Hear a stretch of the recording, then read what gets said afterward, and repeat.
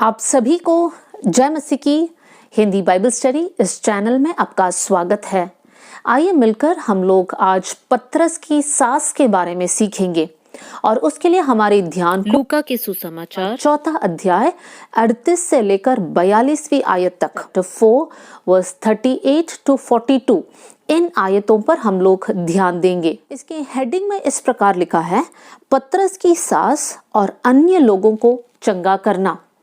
इस पद में इस वीडियो के जरिए हम लोग सिर्फ पतरस की सास के बारे में हम लोग सीखने जा रहे हैं कि किस प्रकार यीशु ने पतरस की सास को चंगाई दिया और उसके बाद पतरस की सास किस प्रकार यीशु मसीह की सेवा करती हैं। ये सारी बातें सीखने के लिए हम इस पद पर हमारे ध्यान को रखेंगे। इसी पद को आप मत्ती के सुसमाचार 8 का 14 से 17 में पढ़ सकते हैं और मरकुस के सुसमाचार 1 का 29 से लेकर 34वीं आयत तक भी पढ़ सकते हैं। इसी घटना को वहां पर भी लिखा गया है। यहाँ पर हम वर्स 38 पर ध्यान देंगे। यहाँ पर इस प्रकार लिखा है, वह अर्थात यीशु मसीह आराधनालय में से उठकर शमौन के घर में गया। शमौन की सास को ज्वर अर्थात बुखार चढ़ा हुआ था और उन्होंने मतलब पतरस ने उसके लिए उससे विनती की। हम लोग देख सकते हैं कि यीशु मसीह और चेले आराधनालय में था और यहाँ पर पतरस के घर में पतरस की सास को बुखार था, ज्वर चढ़ा हुआ था। ये बात पतरस को नहीं मालूम था। पतरस अपने घर में आने के बाद में पता चलता है और पतरस उस समय पर यीशु से विनती करता है कि आप मेरे सास को चंगा करना। लेकिन यहाँ पर हम देख सकते हैं कि यीशु मसीह आराधनालय में से उठकर पतरस के घर जाता है। यीशु मसीह क्यों किसी और के घर नहीं गया? यहाँ पर पतरस के ही घर क्यों गया? यहाँ पर हम सीख सकते हैं कि पतरस के घर जाने के बाद पतरस को ये बात पता चलता है कि उनके सास को बुखार है। लेकिन मेरे प्रियो, पतरस को पता चलने से भी पहले यीशु मसीह को मालूम था और इसलिए यीशु मसीह पतरस के घर आया।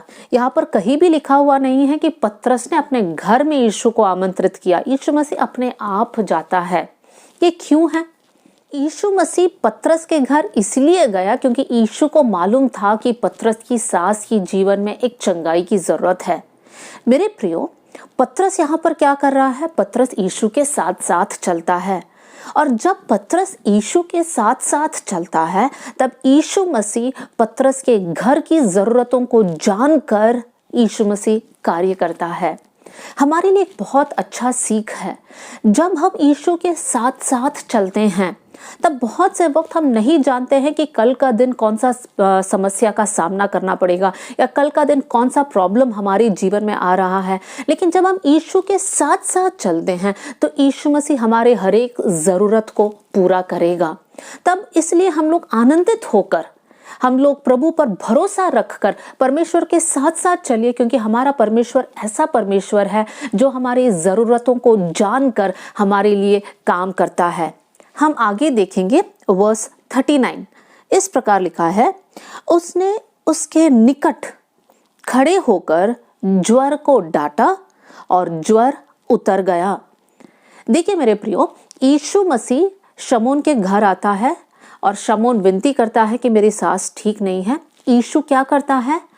उस सास के पास जाता है और उनके बुखार को डांटता है। मेरे प्रियो, बहुत से वक्त ये देखा जाता है कि जब कोई इंसान बीमार है तो उस इंसान से थोड़ा सा दूरी हम रखते हैं, क्योंकि हमें ये डर है कि उनकी बीमारी हमारे पास ना आए, क्योंकि बहुत से वक्त इन्फेक्शियस होता है। लेकिन यीशु मसीह को कुछ डर नहीं है। यीशु मसीह पतरस के सास के निकट जाता है। ऐसा परमेश्वर जब लोग दूरी रखना चाहते हैं, लेकिन यीशु मसीह पास जाता है। मेरे प्रियो, आपके संदर्भों में भी और आपके परिस्थिति में भी ऐसे हो सकता है कि लोग आपसे दूर रहना चाहते हैं या लोग आपके बारे में बुरी बुरी बातें बोलने के कारण दूसरे लोग आपके साथ संगति रखना नहीं चाहते हैं। लेकिन हमेशा याद रखिए, लोग कितना भी हमसे दूर क्यों ना जाए, हमारा परमेश्वर यीशु मसीह हमारे निकट आता है। और विशेष कर जब हम संकट में हैं, परेशानी में हैं, कोई दुविधा में हम फंसे पड़े हैं, उस समय पर याद रखना, लोग साथ दे या ना दे, हमारा परमेश्वर यीशु मसीह हमारे निकट खड़े रहने वाला हमारा परमेश्वर है। उसके बाद यीशु क्या करता है? यीशु मसीह उनके बुखार को डांटता है और उसी समय वो ज्वर निकल जाता है, बुखार निकल जाता है। यीशु मसीह हमें सिखाता है कि हमारे प्रॉब्लम्स को देखकर हमें डरना नहीं है, लेकिन हमारे मुंह में परमेश्वर ने सामर्थ और अधिकार दिया है। और जैसे यीशु ने उस बुखार को डांटा और पतरस की सांस ठीक हो गई, हम भी यीशु के बच्चे हैं। हम भी यही अधिकार और सामर्थ को इस्तेमाल कर कर हमारे परेशानियों पर हम विजय हो सकते हैं, हम जय पा सकते हैं। तो मेरे प्रियो, जब भी आप प्रॉब्लम्स में हैं, तब आप अपने मुंह के शब्द को इस्तेमाल कीजिए। यीशु के नाम से बोलकर आप जो परिस्थिति है उसके ऊपर जय पा लीजिए। जैसे आपके शरीर में काफी समय से दर्द है, आप इलाज कर रहे हैं लेकिन कोई फर्क नहीं पड़ रहा है, रिपोर्ट्स में सब कुछ नॉर्मल आ रहा है, लेकिन फिर भी आपके शरीर में आप दिक्कतों को झेल रहे हैं। यीशु मसीह ने दिया हुआ उस सामर्थ को इस्तेमाल कीजिए।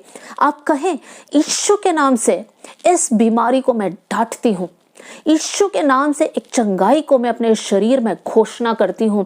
जब ऐसे शब्दों को आप कहोगे, तब आपके जीवन में परमेश्वर अपना अद्भुत कार्य को करेगा। हो सकता है आपके बच्चों के साथ ऐसे एक संघर्ष हो रहा होगा जहाँ पर बच्चे आपकी बात मान नहीं रहे हैं, प्रभु के रास्ते में नहीं चल रहे हैं। उस समय अपने शब्दों का अधिकार को इस्तेमाल कीजिए, प्रभु के सामने बैठकर बोलिए, रोइए, प्रभु से कहिए, यीशु के नाम से प्रभु मेरे बच्चों को पीछे खींचने वाली हर एक दुष्ट के बंधन को मैं तोड़ देती हूँ। परमेश्वर आपका सामर्थ उनके जीवन में कार्य करे, आपका वचन उनके अंदर कार्य करे। इस प्रकार का सामर्थ और अधिकार प्रभु ने आपको दिया है, उसको इस्तेमाल कीजिए। अब हम आगे देखेंगे पतरस की सास के जीवन में क्या होता है। जैसे ही यीशु ने उस बुखार को डांटा, वो चंगी हो गई, तो वहां पर लिखा है 39 का लास्ट लाइन को मैं पढ़ रही हूँ, वो तुरंत उठकर उनकी सेवा टहल करने लगे। पतरस की सास बीमार थी, यीशु ने चंगा किया, उसके बाद पतरस की सास क्या करती है? वो यीशु की सेवा करती है। मेरे प्रियो, यीशु मसीह ने हमें भी चंगाई दिया है, हमारे पापों से हमें उद्धार दिया है, हमारे बुरे जीवन से परमेश्वर ने निकाल कर हमें एक अद्भुत जीवन दिया है। लेकिन उसके बाद हमें क्या करना है? हमें उठकर प्रभु की सेवा करना है। कब सेवा करना है? पतरस की सास के जीवन में यहाँ पर इस प्रकार लिखा है, वो तुरंत उठकर, देखिए वो पीड़ित थी, उसके शरीर में बुखार था, वो चंगी होने के बाद इस प्रकार नहीं कहती है कि मैं थोड़ा सा आराम करूंगी, विश्राम करूंगी और उसके बाद यीशु की सेवा करूंगी, ऐसे नहीं कहती है, लेकिन वो तुरंत उठकर यीशु की सेवा करती है। मेरे प्रियो, सेवा करने के लिए कभी भी लेट नहीं करना, देरी नहीं होना चाहिए। आपको ये समझना है कि यीशु ने आपके जीवन में इसलिए कार्य किया है, इसलिए छुटकारा दिया है, इसलिए चंगाई दिया है, इसलिए अद्भुत काम किया है कि आप यीशु की सेवा करें। तो मेरे प्रिय भाई बहनों, हमें ये सोचकर देखना है, यीशु का कार्य को अपने जीवन में महसूस करने के बाद, अनुभव करने के बाद चुप ना रहिए, लेकिन यीशु की सेवा कीजिए। इस पतरस की सास ने यीशु की सेवा किस प्रकार किया, आगे की आयतों पर भी हम लोग ध्यान देंगे। उसके 40वीं आयत में हम पढ़ सकते हैं, सूरज डूबते समय, मतलब शाम हो गई थी, जिन जिन के यहाँ लोग नाना प्रकार की बीमारियों में पड़े हुए थे, वे सब उनके पास ले आए और उसने एक एक पर हाथ रखकर उन्हें चंगा किया। और दुष्ट आत्माएं भी चिल्लाती और ये कहती हुई, तू परमेश्वर का पुत्र है, बहुतों में से निकल गई। मेरे प्रियो, यहाँ पर हम देख सकते हैं कि पतरस की सास यीशु की सेवा कर रही है। हो सकता है कि वो खाना बना रही होगी या कुछ पानी पिला रही होगी, किसी न किसी रीति से वो सेवा कर रही है। लेकिन उनके घर में शाम होते ही एक बहुत बड़ी भीड़ के लोग, और किस प्रकार के लोग, अलग अलग बीमारियों से पीड़ित लोग अब इस घर में हैं। कौन से घर में? पतरस और उनकी सास जिस घर में है, उस घर में लोग आ रहे हैं। सिर्फ बीमारियों से पीड़ित लोग नहीं, दुष्ट आत्मा से भी पीड़ित लोग, चिल्लाने वाले लोग, जो अपने आप को जो है काबू में नहीं रख सकते हैं, ऐसे सारे लोग अब पतरस के सास के घर पे हैं। क्यों वो लोग आए? क्योंकि यीशु वहां पर है और यीशु उनके ऊपर हाथ रखकर उनको चंगाई दे रहे हैं। मेरे प्रियो, पतरस की सास ने कभी भी ये नहीं कहा कि ये मेरा घर है, इतने सारे लोग आएंगे, मेरे घर को गंदा करेंगे, बाहर से आए, हाथ पैर नहीं धो रहे हैं, ऐसे ही घर के अंदर घुस रहे हैं, मेरा घर गंदा कर रहे। इस प्रकार पतरस की सास ने नहीं कहा, लेकिन पतरस की सास ने अपने घर को लोगों के लिए खुला रखा ताकि लोग यीशु के पास आए। पतरस की सास के जीवन से ये एक अच्छी सीख है। क्या मेरा और आपका घर हमेशा लोगों के लिए खुला है? एक बहुत बड़ी भीड़ के लोग हैं जो बहुत सारे परेशानियों में फंसे हुए हैं, बहुत सारे मुसीबत में फंसे हुए हैं, जो दुष्ट आत्माओं से पीड़ित है। क्या आपका घर ऐसे लोगों के लिए खुला है कि वो लोग आपके घर में आए और यीशु से मुलाकात करें? मेरे प्रियो, यीशु ये चाहता है कि मेरा घर और आपका घर लोगों की सेवा के लिए हमेशा खुला रहे। तो पतरस की सास के जीवन में सबसे पहले हम देख सकते हैं, जैसे ही वो चंगी हो गई वो उठकर यीशु की सेवा करने लगी। दूसरी बात हम देख सकते हैं, वो यीशु की सेवा तो कर रही हैं, साथ साथ उसने अपना परिवार को भी, अपना घर को भी खोल दिया ताकि जो जो लोग चंगाई पाना चाहे वो यीशु के पास आए।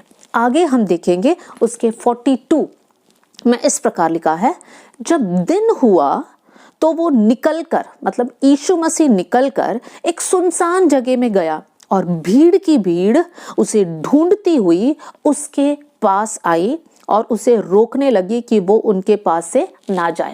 मेरे प्रियो, एक और बार उस आयत को हम पढ़ेंगे, कुछ कुछ शब्दों को हम ध्यान देंगे। जब हम लोग 40वीं आयत पढ़ रहे थे, वहां पर हमने इस प्रकार पढ़ा, सूरज डूबने लगे, मतलब शाम हो गई थी। अब हम 42 में क्या पढ़ रहे हैं? दिन हुआ, मतलब वो पूरा शाम ढल गई, रात हो गया। अब सुबह का समय पर यीशु मसीह निकल कर एक सुनसान जगह पे गया। मतलब अब तक यीशु मसीह कहां पर थे?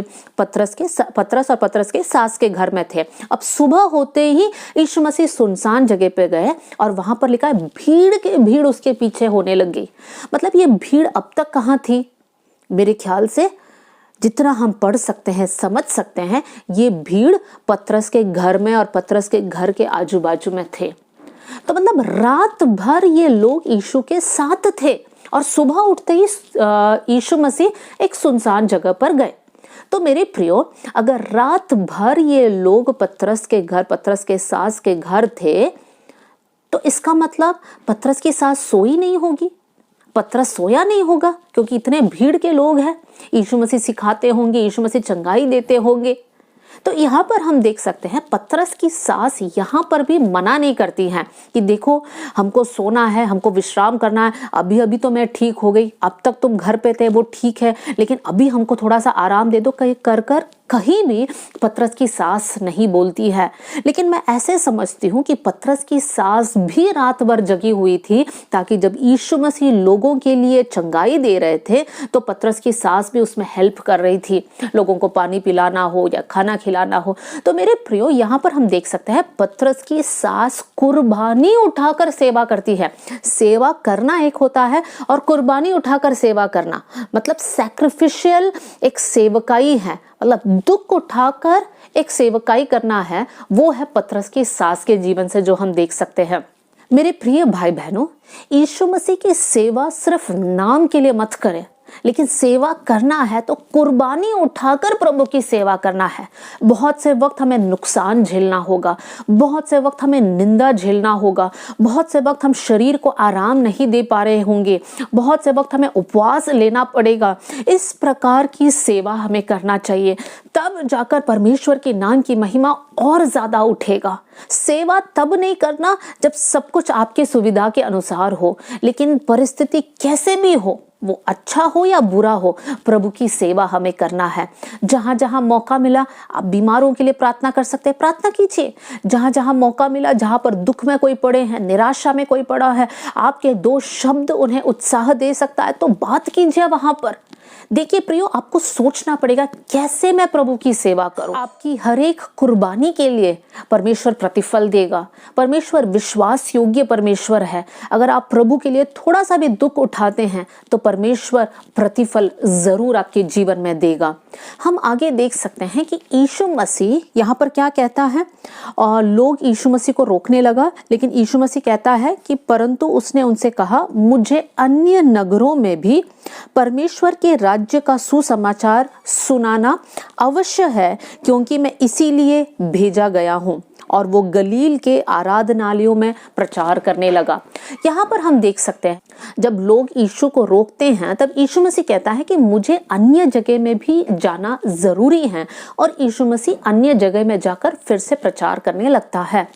तब यहाँ पर हम ये भी देख सकते हैं कि जितने लोग पतरस के घर के आसपास रहते हैं, हो सकता है वो लोग यीशु के साथ साथ दूर जगह पे नहीं जा पा रहे होंगे, लेकिन अब इतने लोगों के लिए संगति करने के लिए ये घर खुला है।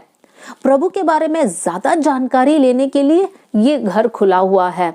तो ये घर उस पूरे नगर में एक आशीष का कारण बन गया। तो मेरे प्रियो, हम भी पतरस की सास के जीवन से ये सारी बातें हमने सीखा है, हमारे जीवन में भी हम लोग अपनाने वाले बन जाएं। प्रभु की सेवा करना है, तुरंत करना है, मतलब देर नहीं करना है। और अगली बात हमें देखना है कि प्रभु की सेवकाई के लिए हमारा घर हमेशा खुला रहना है। और फिर हम देख सकते हैं कि जहां जहां मौका मिले कुर्बानी उठाकर प्रभु की सेवा करना है। आज हमने पतरस के सास के जीवन के बारे में पढ़ा।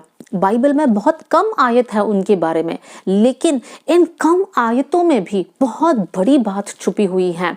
तो हम लोग पतरस की सास के जीवन से ये सारी बातों को सीखें, उसको अपने जीवन में अपनाएं और परमेश्वर की सेवा करें। प्रभु इन वचनों के साथ आप सबको बहुत आशीष दे। जय मसीह की।